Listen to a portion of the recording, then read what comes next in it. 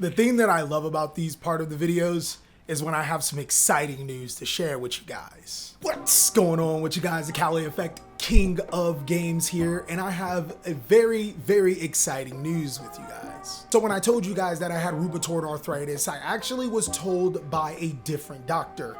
I got a second opinion, as what you would say, from my real doctor, and she confirmed that I did not have rheumatoid arthritis. I actually have rheumatoid arthritis and type 2 diabetes. That's not it's not good, is it? Well, I mean, when you say it that way, it sounds good, right? It is pretty unfortunate to have the confirmation of having both of those, but to be honest with you guys, that wasn't the good news. I just wanted to start with a good joke. Did you see how I did the what's? We back again, boys. I realized that I've had arthritis this entire time. If you guys know me as a person, then you know, especially during football season, I always come with these various injuries, but play through them. There was the shoulder injuries, and then the ankle injuries, and then back to the shoulder injuries, and then the elbow injury that kept me from doing those things. It took me a while to realize this, but that was actually my arthritis. And then that's when it hit me. Just because I've been diagnosed with the disease doesn't stop me from being too strong. It doesn't stop me, or shouldn't stop you, from achieving greatness. So with that being said, we took a little bit of medication, we have switched up our diet, and we will conquer this together. I appreciate every single one of you guys that sent love, every single one of you guys that have showed support and even told me your story. I can't say it enough. You guys are fucking phenomenal. And if this is what it takes to bring us together, well, shit, bring it in, guys, bring it in. I do think that there's a fix. No medical textbook is going to tell us how strong we are. You just have to budget in what you eat so you can budget out what happens in your later life. And speaking of budgeting, in this video, I'm going to be talking about some Yu-Gi-Oh deck that you guys should be budgeting in your plan if you're on a budget. These decks are really strong in the Yu-Gi-Oh card game and of course are cheap. And by cheap, nothing in this world is necessarily free. If you want to be cheap and good, you got to spend a little bit of money. We're going to say that these decks are in the $150 price range. So of course, if you want to see more videos like this, then be sure to destroy that subscribe button. You know what? I feel so good. Let's do it again. Be sure to destroy that subscribe button, but also be sure to hit that notification bell because, well, we just too strong. I ain't gonna lie, that actually hurt a lot. I've lost a lot of muscle, but we gonna get it right back. Without further ado, let's jump on in. Okay guys, so our first deck on a budget is actually going to be our cheapest option. I wanted to throw this out there because while it isn't as competitive as some of the other decks, this deck is extremely cheap. The Goki strategy is a warrior-based strategy which monsters are centered off of. If they are being sent from the field to the graveyard, you can add Goki cards from your deck to your hand. The thing that I love about this deck is that it is extremely hard to Nibiru. If your opponent decides to do that before you make your Appaloosa Bow of the Goddess, which is really quick afterwards, you can add a card called Goki Rematch. This card allows you to get free Goki monsters from your graveyard to your side of the field, which allows you to gain a free link too. And if you haven't used Goki monsters effects that turn, well, go ahead and gain more Goki monsters to your hand. This deck also works really well with Phantom Knights. Thank you that there are so many reprints of Phantom Knights cards where they'd be godly expensive. Being able to summon a Appaloosa with 3 to 4 negations, a Phantom Knights Rusty Bardish with multiple Fog Blade to your side of the field, which also is another card that just so happened to got a thank you reprint in Ghosts from the Past. You can take it a step further when your budget expands and summon monsters like Red-Eye Dark Dragoon to your side of the field. The most expensive Goki card is so negligible, we actually have to look into the engine that you play. Phantom Knights Fog Blade is the most expensive card for the Goki strategy at $5. You do need 3, so you got like, I don't know, $135 to play with after you buy 3 of those. I like how the Goki strategy keys on whatever you want to do with the strategy. As long as it involves extending with warriors, this deck is too strong. And plus I got to sneak in a pun because it keys your car. I will key your car if you don't laugh at that. Laugh at that. Now, while Goki is a fan favorite for not only being a cheap and competitive strategy, this strategy is really cheap, really strong, and very good.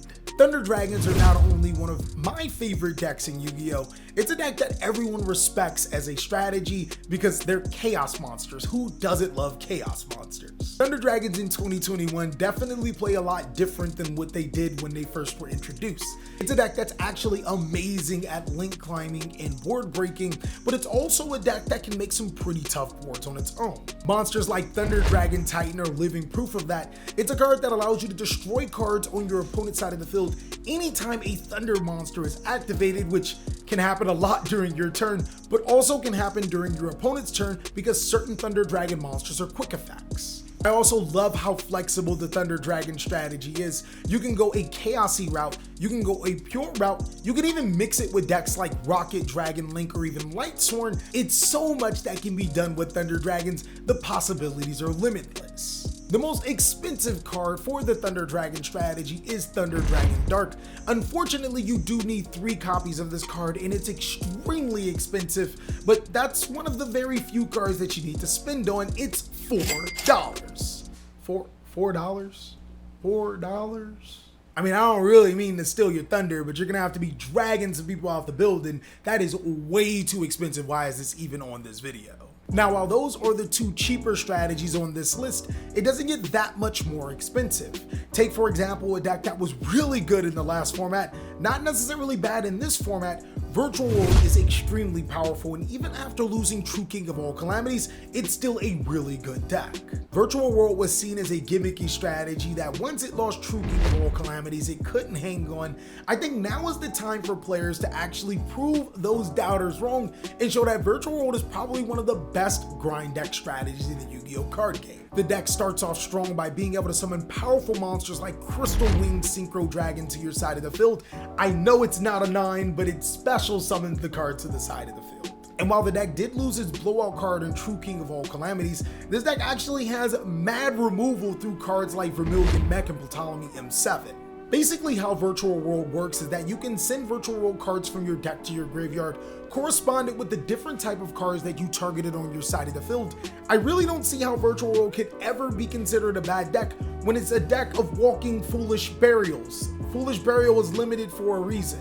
The Virtual World deck practically searches everything that it wants and has one of the most powerful trap cards in Virtual World Chuchi, which allows you to return cards from your banished pile to destroy cards on your opponent's side of the field. Is this a joke? I love that Virtual World players now have the opportunity to show resilience, and the most expensive card for the Virtual World strategy is Virtual World Mayhem Lulu. This card is $15 each. Everything else it's really cheap.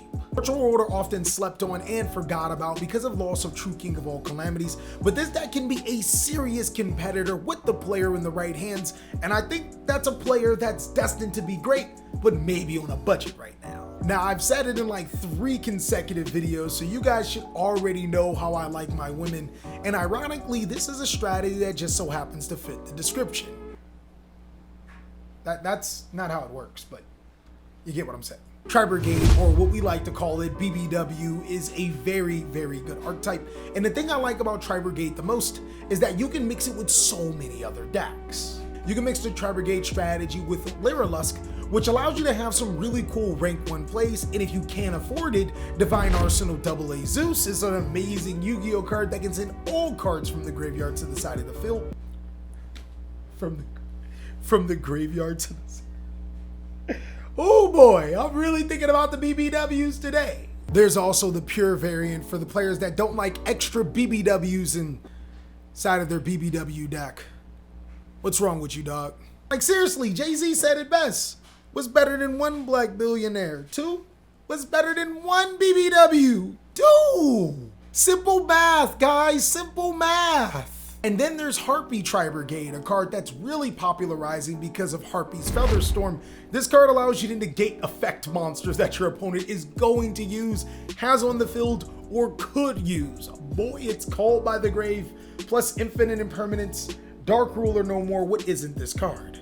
The most expensive card for Tri-Brigade is Tri-Brigade Fractal. This card pretty much holds the deck together, and you need 3 copies of this card at $15. But other than that, Tri-Brigade is actually relatively cheap. And I even get to talk about how you can some more Glock your opponent and summon the Wind statue to your opponent's side of the field.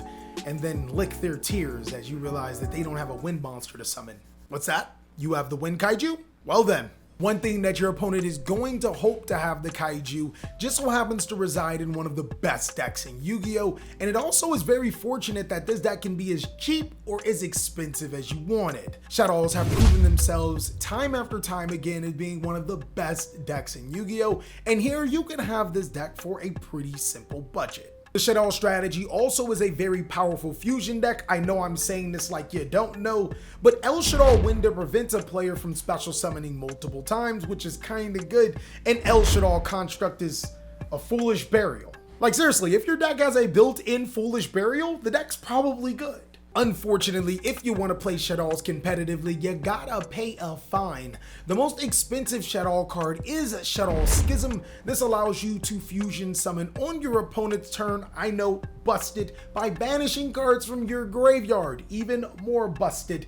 And unfortunately, this card just so happens to be $40. Now, the cool thing about this is that you could get away with not playing it and playing it more on a budget basis. You also could wait until the Megatons come around and we hopefully get a Shaddol Schism reprint. But other than that, Shaddolls can be extremely cheap because the deck is so versatile. You can play Invoked if you can afford it, but if you can't afford it, it's okay. You can play the Magistus engine if you can afford that, and if you can't afford that, it's still okay. Do it like how my people do with sugar and Kool-Aid. Just splash enough light monsters until you can make Shaddol Construct consistently. You'll know when it's enough. You don't need a measuring cup.